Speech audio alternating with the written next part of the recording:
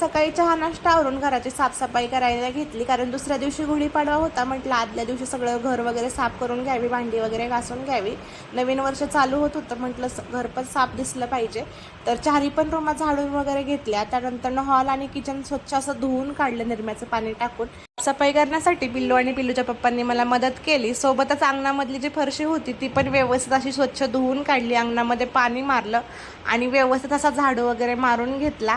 त्यानंतर मी स्वयंपाकाला लागले. तर स्वयंपाक करेपर्यंत इकडे पिल्लूच्या पप्पांनी आणि आजोबांनी त्याला झोका बांधलेला होता. तर पिल्लूच्या पप्पांना त्याला झोक्यामध्ये बसवायचं होतं.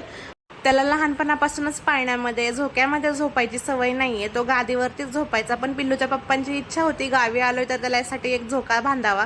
तर आजोबा आणि पिल्लूच्या पप्पांनी मिळून झोका बांधला आणि पिल्लूला झोक्यामध्ये टाकलं. थोड्या वेळ त्याला झोका दिला, पण त्याचा काही इंटरेस्ट त्या झोक्यामध्ये बसायचा नव्हता. आजी, आजोबा आणि पिल्लूचे पप्पा तिघं मिळून त्याला झोका देत होते आणि तिघांच्या चेहऱ्यावरची स्माईल बघू शकता तुम्ही.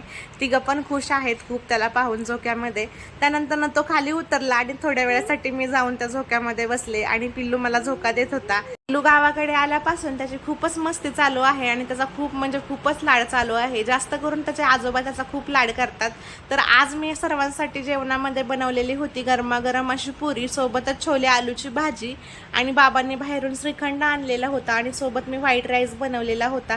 तर आजचा व्हिडिओ एवढाच होता. आवडला असेल तर लाईक, शेअर आणि सबस्क्राईब करायला विसरू नका.